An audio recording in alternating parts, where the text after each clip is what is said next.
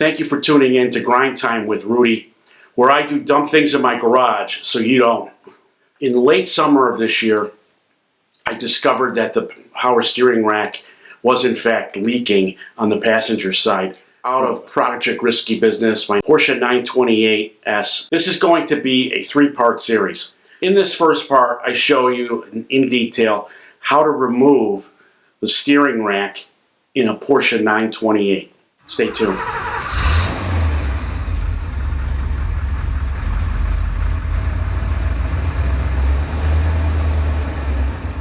Well, sometimes with a project car, you roll the bones and hope for the best. That's exactly what I did almost 2 years ago. The main reason for removing the steering rack back then, besides fixing what I hoped were minor leaks, was replacing the engine mounts as well as the hard-to-access oil pan gasket. So at that point, I had to order a rebuilt rack from 928s or us. Unfortunately, that rack sitting there since September, there's a $400 core charge assigned to it. So I'm motivated to get it back to Roger for a refund of that core deposit. As is always the case, I had a couple minor punch list projects on my two other cars. After off-roading in the Pine Barrens, the underbelly shielding had come loose. So I needed to fix that once and for all.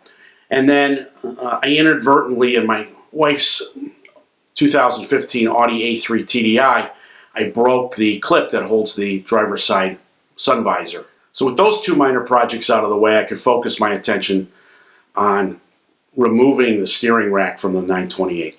So the first key is, because I need to jack up the wheels, is getting the 928 in the right position. That's what you saw me doing there. And then now I'm using my racing jack to lift up the front end on both sides, put them on jack stands, and get it ready. So before I get started on narrating this, the tie rods on this, if you've been following the last couple of years, the tie rods are brand new.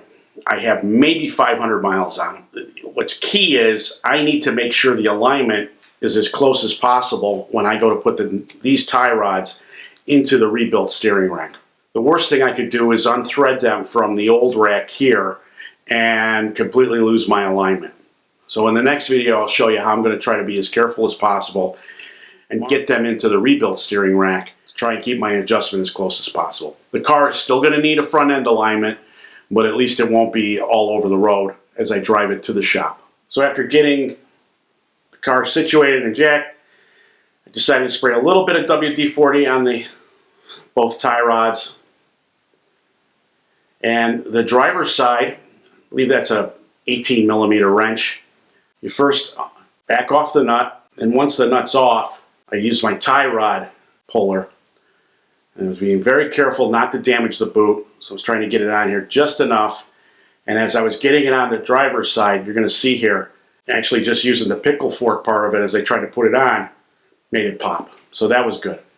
The passenger side, however, was a little bit more difficult. Here you see me using I believe it's an 18 millimeter wrench. Back off the nut, I had it torqued so they were relatively easy to break free. Once I had the nut off, my tie rod puller on. Hardest part is getting into place without damaging the boot. Here I am slowly ratcheting it on, and I hate this.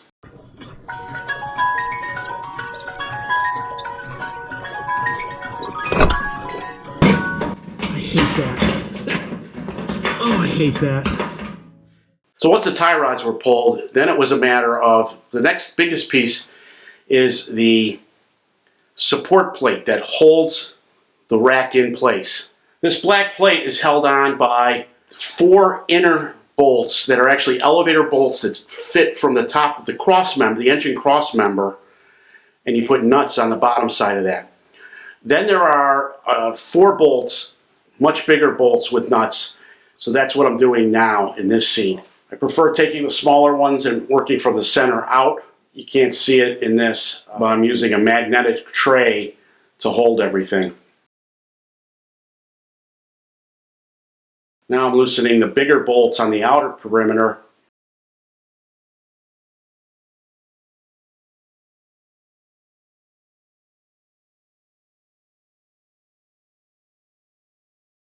And what you can't see in that shot is the arm that goes towards where the steering box connects to the steering wheel shaft. Well, it's just a matter of working my way around slowly. I have this sped up 8 times.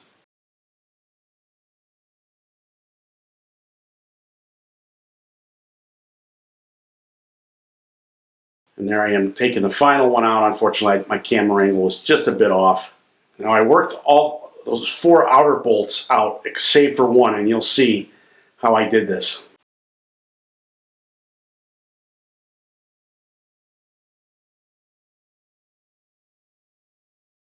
You see it slowly coming out now, and there's a good shot of me with a wrench on top and my ratchet on the bottom to pull that down. And there's a shot of the tray where I'm holding all my magnetic parts, and there, that support plate's off.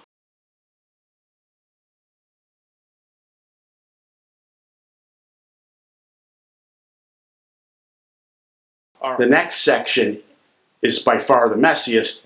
This is where you disconnect the 4 banjo nuts, where all the piping coming in from the pump, both the return lines and the supply lines. You come into the box section of the ZF steering rack on this. So that's what you're seeing me do here. I found that using an open-ended wrench was the easiest to get to this.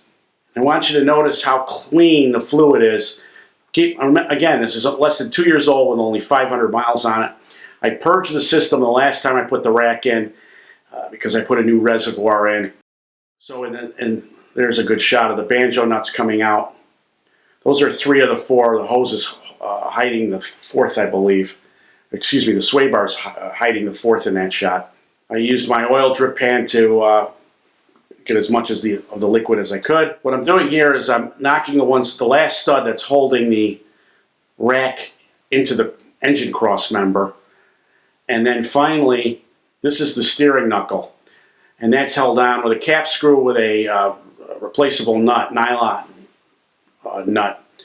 And once I get this out, there's actually 2 of them. One on the steering box side, you see it's already loosened, and then this one. And it's a matter of having the wrench on the back side of the nylon nut and pulling the bolt out. And you see the nut fell into my drip tray, but I have screens in there, a foam screen that prevents it from going into the tank. Now it's a matter of finagling the rack through. You'll notice I did not remove the sway bar. I did not have to loosen that at all. It was just a careful brake knuckles with the tie rods disconnected. I could move those easily to make clearance. Here I am still trying to get the bolt out. And I think this is when it's, yeah, there's Bob, there it goes. So now it's truly free. All of the pipes are off of it. Here I'm just trying to wiggle it around the sway bar. And eventually, when I didn't get dripped on with power steering fluid, I should say, it's really.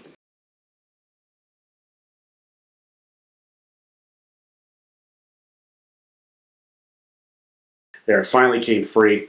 Good shot of the steering knuckle still on the steering box. And it's not a heavy piece. If I can handle it, most of you guys can.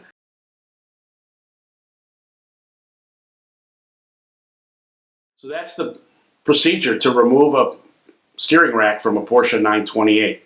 So part 2 of this 3-part series will be me taking the parts I need off of the old rack, that being the 2-year-old tie rod ends with 500 miles and the boots that seal them. I will put those on the new one. I'll also show how I flush the lines with the old steering rack out. Want to make sure that there's no dirt whatsoever. I think with the leaking going on and how I've had to refill it over the last couple of months, all of the dirt is out. You saw when I was draining it what it looked like. So that's it for now. I appreciate you watching. If you enjoyed this video, please press the like button. And even more important, please consider subscribing. That's the easiest way you can help support the channel and keep video content like this coming. So I wish everyone a happy and safe New Year, and we'll see you soon. Thank you for watching. Thanks for watching this video. Please press the like and subscribe button, comment below, and be sure to check out our other videos on this subject, as well as all of the great content on our YouTube channel. If you have any questions, you can call me at the number listed below, or be sure to check out our main website, guyswithrides.com.